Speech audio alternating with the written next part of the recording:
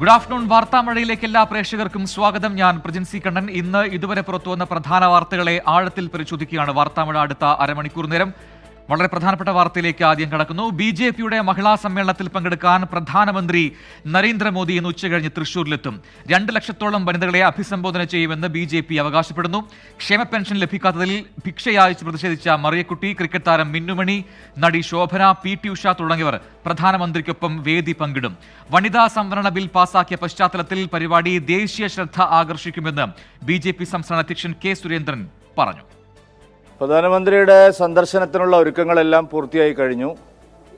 അദ്ദേഹം ഏതാണ്ട് 3 മണിയോടുകൂടി തൃശ്ശൂരിലെ പരിപാടിയിലേക്ക് എത്തിച്ചേരുമെന്നാണ് അവസാനം കിട്ടിയിട്ടുള്ള അറിയിപ്പ്.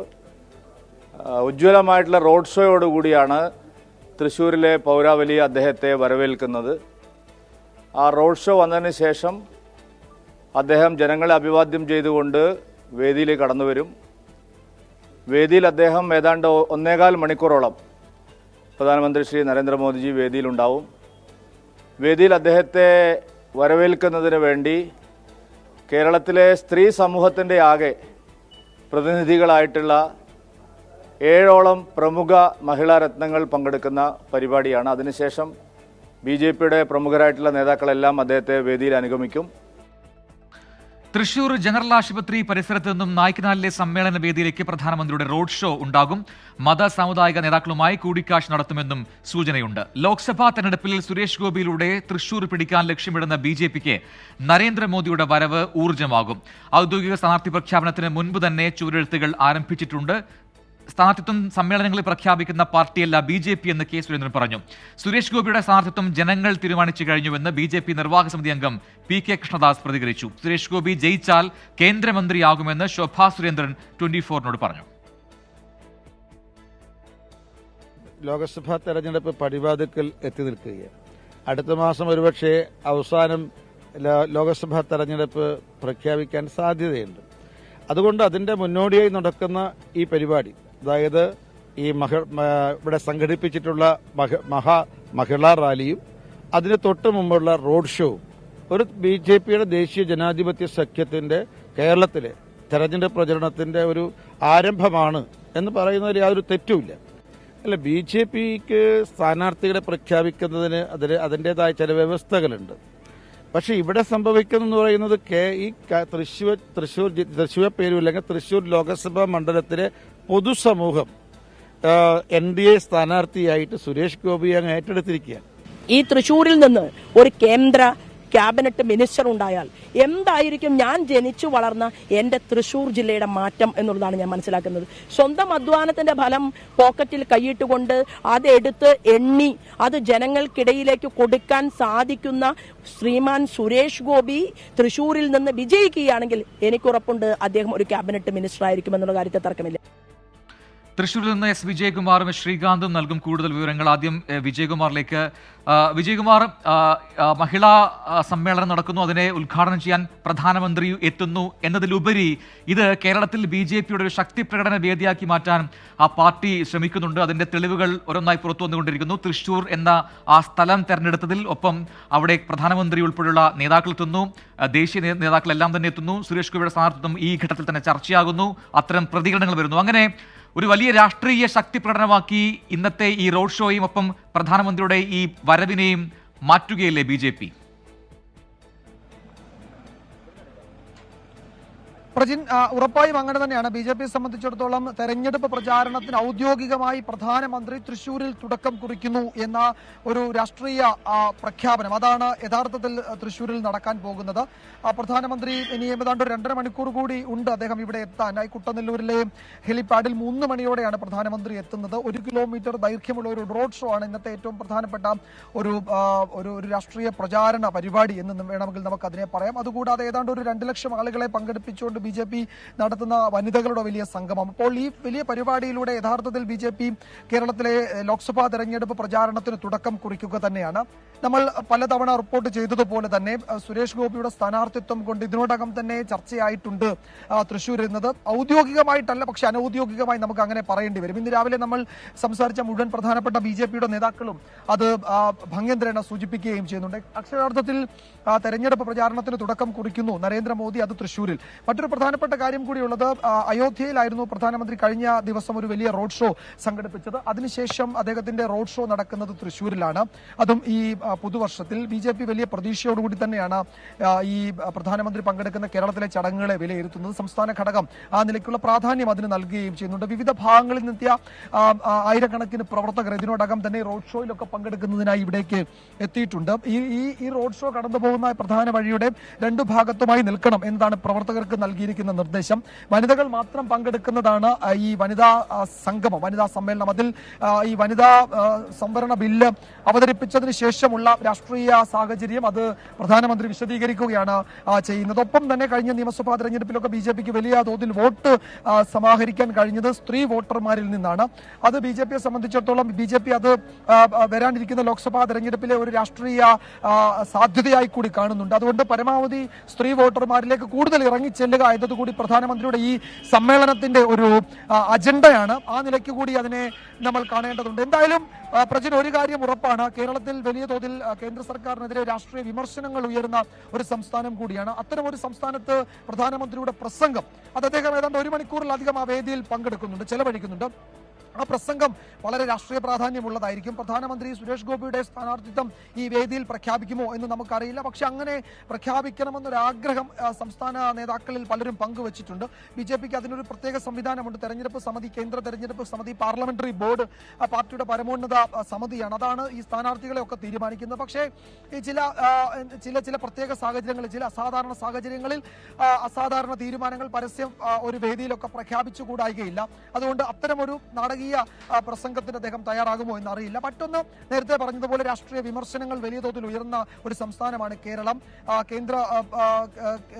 കേന്ദ്ര സഹായമൊക്കെ സംബന്ധിച്ച് സംസ്ഥാന സർക്കാരിന് വലിയ വിമർശനമുണ്ട്. അതിനെതിരെ സുപ്രീം കോടതിയിൽ നിയമ പോരാട്ടമൊക്കെ നടത്തുന്നുണ്ട് കേരളം. അതിന്റെയൊക്കെ പശ്ചാത്തലത്തിൽ ഈ ഉയർന്നു വന്ന ചോദ്യങ്ങൾക്കൊക്കെ പ്രധാനമന്ത്രി തന്നെ നേരിട്ട് മറുപടി പറയാൻ ഈ തൃശ്ശൂരിലെ വേദി അദ്ദേഹം ഉപയോഗിക്കുമോ എന്നറിയേണ്ടതുണ്ട്. അതൊരു വളരെ പ്രധാനപ്പെട്ടത് തന്നെയാണ്. അങ്ങനെ ഒരു നേരിട്ട് ഏറ്റുമുട്ടലിന് അദ്ദേഹം ഈ തെരഞ്ഞെടുപ്പ് കാലത്ത് തയ്യാറാകുമോ എന്നൊക്കെ നമുക്ക് അറിയേണ്ടതുണ്ട്. അതുപോലെ തന്നെ ഈ വേദിയിൽ പ്രധാനമന്ത്രിക്കൊപ്പം പങ്കെടുക്കുന്നവർ നേരത്തെ നമ്മൾ സൂചിപ്പിച്ചതുപോലെ തന്നെ അതിൽ PT ഉഷയുണ്ട്, ശോഭനയുണ്ട്, മിന്നു മണിയുണ്ട്, മറിയക്കുട്ടിയുണ്ട്. അങ്ങനെ വിവിധ മേഖലകളിൽ ഇടപെട്ട് സമീപ ദിവസങ്ങളിലൊക്കെ വാർത്തയിലൊക്കെ സജീവമായ ആളുകളെ ഒക്കെ വേദിയിൽ എത്തിക്കുന്നത് 7 പേരാണ്. അത്തരം 7 പേരാണ് പ്രധാനമന്ത്രിക്കൊപ്പം ഉള്ളത്.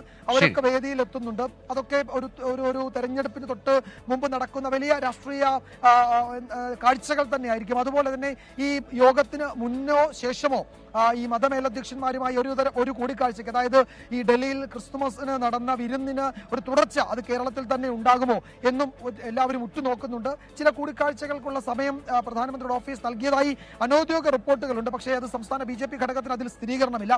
എന്തായാലും അതൊരു പൊളിറ്റിക്കൽ ഇവന്റ് തന്നെയായിരിക്കും പ്രജൻ. അക്ഷരാർത്ഥത്തിൽ ഈ റോഡ് ഷോയും ഈ വനിതാ സംഗമവും ഒക്കെ കാത്തിരിക്കാം. എന്തൊക്കെ രാഷ്ട്രീയ പ്രഖ്യാപനങ്ങൾക്ക്, പ്രതികരണങ്ങൾക്കൊക്കെ ആ വേദി ഉപയോഗിക്കും പ്രധാനമന്ത്രി നരേന്ദ്രമോദി. അതിലെ ജനപങ്കാളിത്തമൊക്കെ BJPയെ സംബന്ധിച്ച് നിർണായകമായിരിക്കും. സംസ്ഥാന ഘടകത്തിന് അത് വളരെ പ്രധാനപ്പെട്ടതുമായിരിക്കും എന്നതിൽ തർക്കമില്ല. ശരി, എസ് വിജയകുമാറാണ് വിശദാംശങ്ങൾ നൽകിയത്. ഇപ്പോൾ ശ്രീകാന്ത് കൂടി ചേരുന്നുണ്ട്. ശ്രീകാന്ത്, ഇതൊരു വലിയ രാഷ്ട്രീയ വേദിയാക്കി BJP മാറ്റുന്നുണ്ട്. അതിന്റെ കാരണങ്ങൾ, എന്തുകൊണ്ട് BJP അങ്ങനെ ശ്രമിക്കുന്നു, ഒപ്പം തന്നെ ഈ വിമർശനങ്ങൾക്ക് ഇടയുള്ള പ്രധാനമന്ത്രിയുടെ സന്ദർശനം, ഒപ്പം രാഷ്ട്രീയ പ്രസംഗത്തിൽ എന്തൊക്കെ കാര്യങ്ങൾ സൂചിപ്പിക്കുന്നു, ഇതിലെല്ലാം തന്നെ ചില സസ്പെൻസുകളുണ്ട്. ഒപ്പം തന്നെ ഈ സ്ഥാനാർത്ഥി പ്രഖ്യാപനം അതുണ്ടാകുമോ എന്ന് ഉറ്റുനോക്കുന്നു. ഇതെല്ലാം വിജയകുമാർ വിവരിക്കുകയായിരുന്നു അത്തരം കാര്യങ്ങൾ. ശ്രീകാന്ത്, ഇന്നിപ്പോൾ ഈ സമ്മേളനത്തിൽ മറ്റ് നേതാക്കളിൽ ആരൊക്കെ പങ്കെടുക്കുന്നുണ്ട്? കേന്ദ്ര നേതാക്കൾ അടക്കം എത്തുന്നുണ്ട് എന്നാണ് ഞാൻ മനസ്സിലാക്കുന്നത്. ഒപ്പം ഏതൊക്കെ നേതാക്കൾ പങ്കെടുക്കുന്നു? ഒപ്പം ഈ റോഡ് ഷോ എങ്ങനെയാണ് ക്രമീകരിച്ചിരിക്കുന്നത്? അതിനുശേഷമുള്ള ഈ സമ്മേളന നഗരിയിലെ മറ്റ് കാര്യപരിപാടികൾ അത് എന്തൊക്കെ?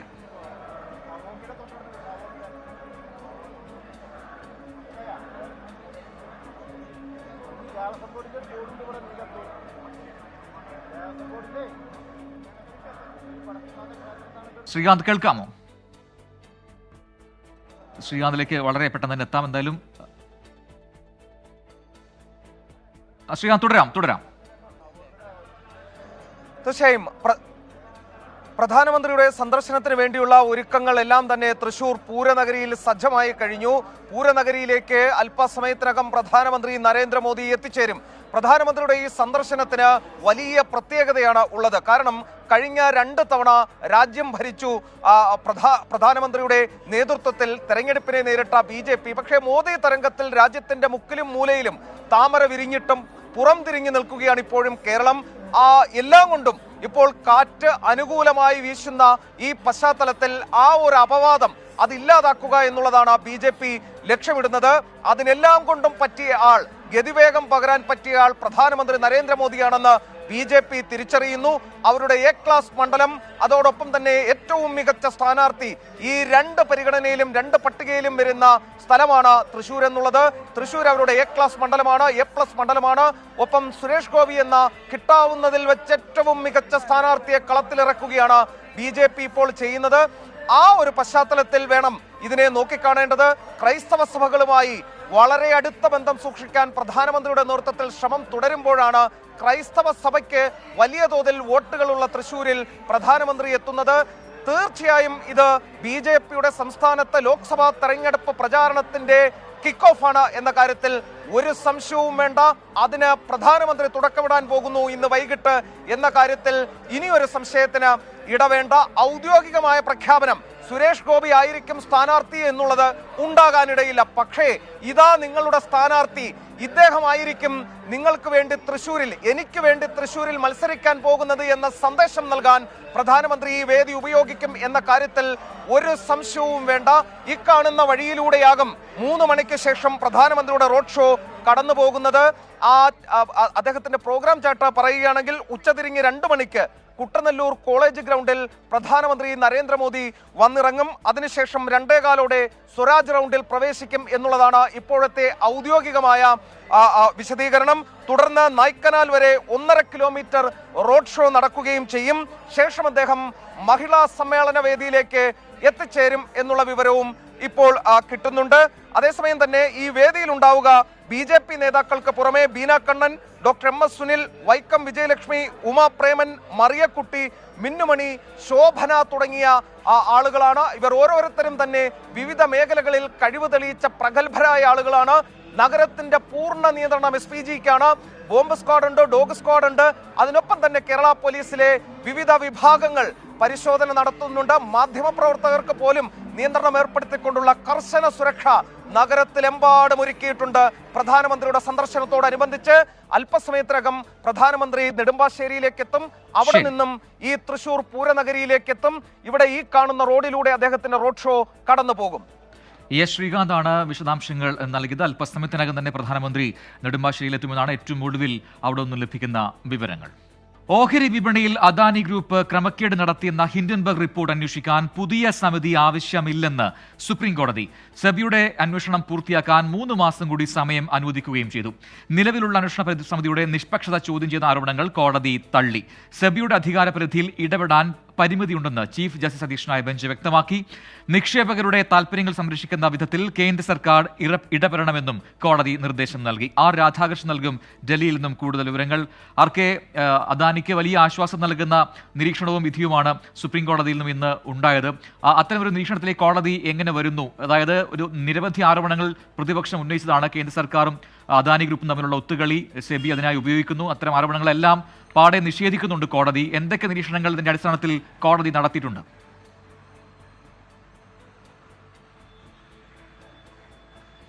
US ആസ്ഥാനമായിട്ടുള്ള ഷോർട്ട് സെല്ലറായിട്ടുള്ള ഹിൻഡൻബർഗ് ഉന്നയിച്ച ആരോപണങ്ങൾ ചൂണ്ടിക്കാട്ടിയായിരുന്നു ഈ ഹർജികളെല്ലാം സുപ്രീം കോടതിയിൽ എത്തിയത്. ഈ ഹർജിക്കാർ ഉന്നയിച്ച ഏറ്റവും പ്രധാനപ്പെട്ട ആരോപണങ്ങളിൽ ഒന്ന് അന്വേഷണ സമിതിയുമായി ബന്ധപ്പെട്ടിട്ടുള്ള വിഷയമാണ്. അന്വേഷണ സമിതി, സെബിയുടെ നിയന്ത്രണത്തിലുള്ള അന്വേഷണ സമിതി, അതിന് വിശ്വാസ്യതയില്ല.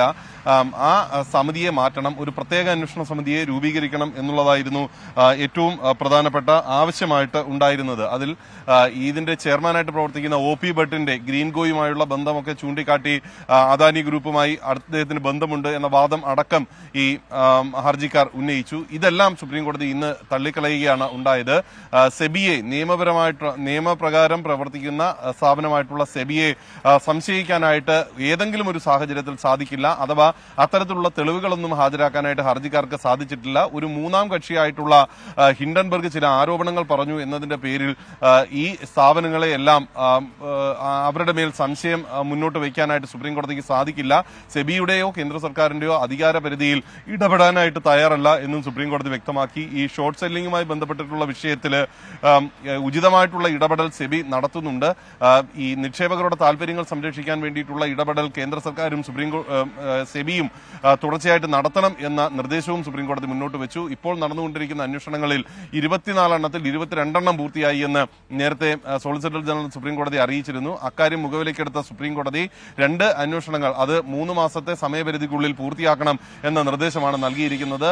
ഈ ഹർജി സമർപ്പിച്ചവരെ സുപ്രീം കോടതി വിമർശിക്കുകയും ചെയ്തിട്ടുണ്ട്. കാരണം ഇതിന് അടിസ്ഥാനമായിട്ടുള്ള തെളിവുകളില്ലാതെയാണ് ഈ ആരോപണങ്ങൾ ഉന്നയിച്ചത് എന്നാണ് സുപ്രീം കോടതി വ്യക്തമാക്കിയത്. 3 മാസത്തിനുള്ളിൽ ഈ ശേഷിക്കുന്ന വിഷയങ്ങൾ അന്വേഷിച്ച് സെബി സമിതി അത് റിപ്പോർട്ട് സമർപ്പിക്കണമെന്നും സുപ്രീം കോടതി ആവശ്യപ്പെട്ടു. രാധാകൃഷ്ണനാണ് ഡൽഹിയിൽ നിന്നും വിവരങ്ങൾ നൽകിയത്.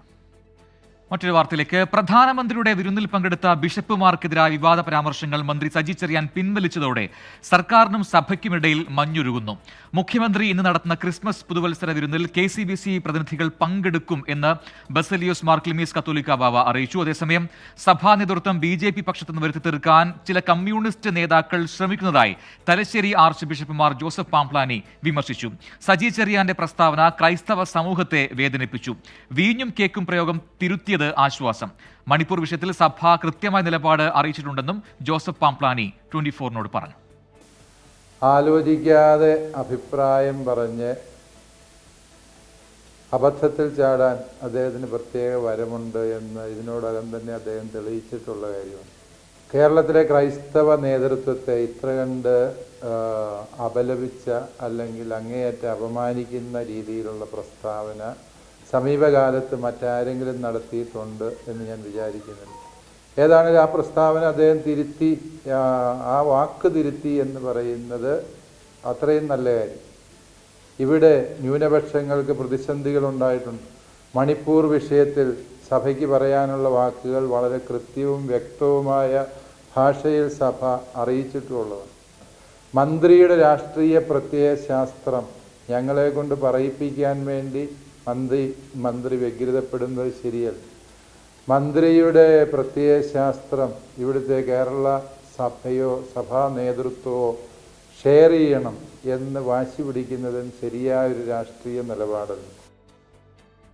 മുഖ്യമന്ത്രിയുടെ ഇന്നത്തെ വിരുന്നിലേക്ക് ഗവർണർക്ക് ക്ഷണമില്ല എന്നതും ശ്രദ്ധേയമാണ്. MG പ്രതീഷ് നൽകും വാർത്തയുടെ കൂടുതൽ വിവരങ്ങൾ. പ്രതീഷ്, എപ്പോഴാണ് ഈ മുഖ്യമന്ത്രിയുടെ ഈ ക്രിസ്മസ് പുതുവത്സര വിരുന്ന് സംഘടിപ്പിച്ചിട്ടുള്ളത്? ഒപ്പം ഇന്ന് വന്ന പ്രതികരണങ്ങൾ അത് ശ്രദ്ധേയമാണ്. സജി ചെറിയാന്റെ പരാമർശങ്ങൾ അത് വിവാദമായതാണ്. അത് നമ്മൾ കഴിഞ്ഞ ദിവസങ്ങളിൽ കണ്ടതാണ്. ഖേദം പ്രകടിപ്പിക്കാതെ സർക്കാരുമായി സഹകരിക്കില്ല എന്ന് KCBC നിലപാടെടുക്കുന്നു. പിന്നീട് ഖേദപ്രകടനം വരുന്നു. അതിനുശേഷം ഇപ്പോൾ ഇന്ന് അറിയിക്കുന്നു ഈ വിരുന്നിൽ KCBC പ്രതിനിധികൾ പങ്കെടുക്കുമെന്നത്. പക്ഷേ അപ്പോഴും ഇന്ന് വന്ന പാംപ്ലാനിയുടെ പ്രതികരണം, തലശ്ശേരി രൂപത ആർച്ച് ബിഷപ്പിന്റെ പ്രതികരണം, അത് ഒരു അതൃപ്തി വ്യക്തമാക്കുന്നത് തന്നെയാണ്. അപ്പം ഈ വിഷയത്തിൽ ഒരു മഞ്ഞുരുക്കം നടക്കുന്നുണ്ട് എങ്കിലും സഭാ നേതൃത്വത്തിനിടയിൽ ഇപ്പോഴും അതൃപ്തിയുണ്ട് എന്നാണോ കരുതേണ്ടത്?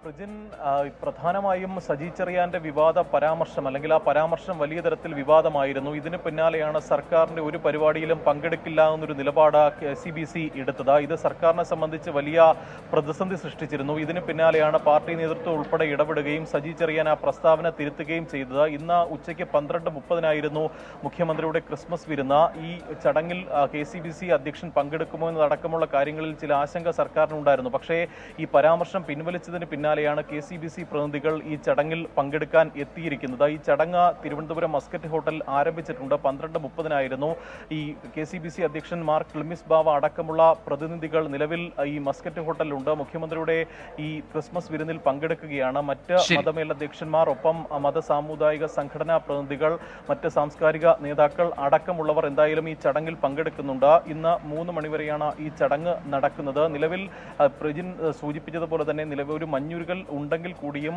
സജി ചെറിയാന്റെ പ്രസ്താവനയുമായി ബന്ധപ്പെട്ട് വലിയ അതൃപ്തി ശരി, എന്തായാലും ആ വിരുന്ന് തുടങ്ങിയിട്ടുണ്ട്. 12:30 3 മണി വരെയാണ് വിരുന്ന് സമയം. അതിനുശേഷം കൂടുതൽ പ്രതികരണങ്ങൾ വരുമോ, അതിലെ സസ്പെൻസ് എന്താണെന്നാണ് നമ്മൾ കാത്തിരിക്കേണ്ടത്. എന്തായാലും വാർത്താമഴ പൂർത്തിയാവുകയാണ്. 24 അഞ്ചിന്റെ വജ്രത്തിളക്കം.